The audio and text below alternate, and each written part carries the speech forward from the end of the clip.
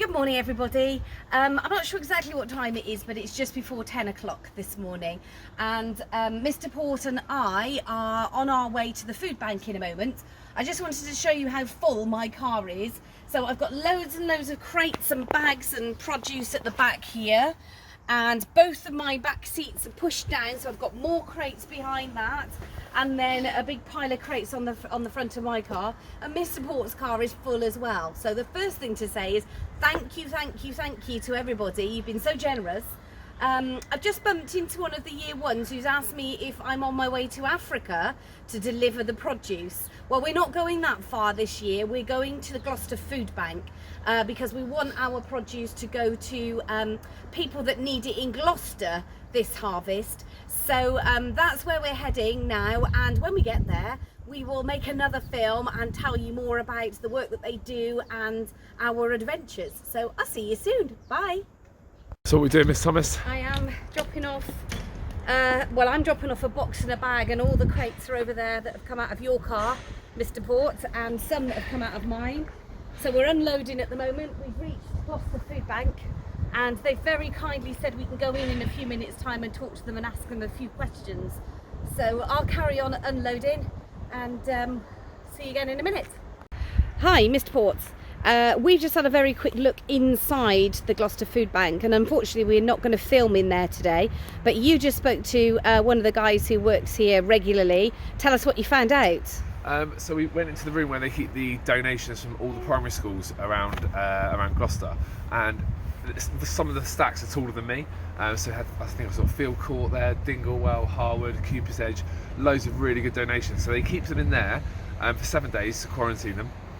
Then they have to weigh all the goods, and then they have to sort it into date order. So which ones are going to go out of date first, and then they sort of almost like a supermarket make sure that those goods get delivered to the right people first, and then the ones that have got a longer shelf life will be kept for a bit longer. And then we went into another room, and he showed us some of the regular donators. So Tesco, I think I saw something, Investor, is that an insurance place?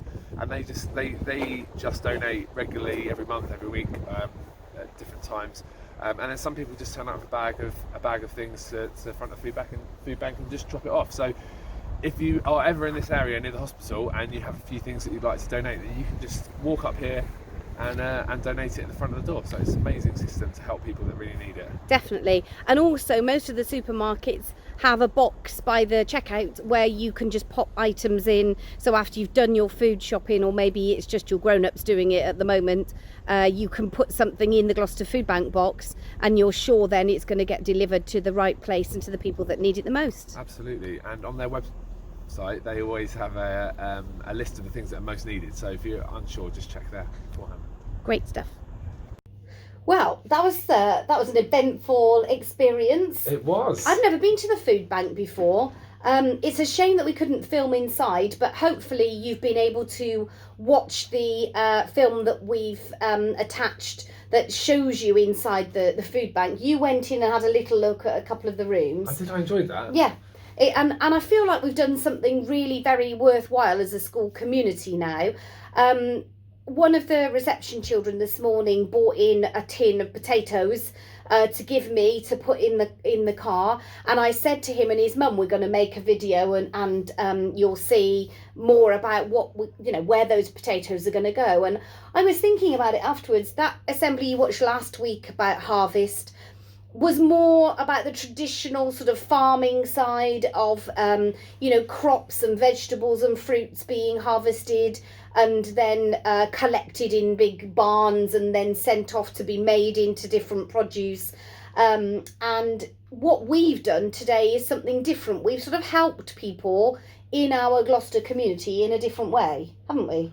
We have, and I think it's really easy sometimes to just kind of carry on life as normal and go to the supermarket and you get your food and you come home again and you open your cupboards and there's always something there and those kind of things. But actually, it takes a visit to a place like that to make you realise that there are some people that have real difficulties in our country and that really need our help to ensure they can have food on the table at the end of the day. Yes.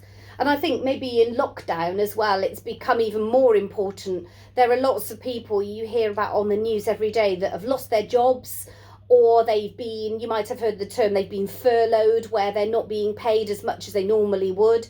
And actually for some people, they're not having enough money to do their weekly shop or to get everything that they need to feed the family. It can be a real challenge, and it might not be a challenge for all of their lives. It might only be a challenge for 6 months, but somewhere like the food bank can really help those families just at the point where they need it most, to make sure that over those next few weeks that they've got food to eat. And that is helping the community in the same way as harvest would.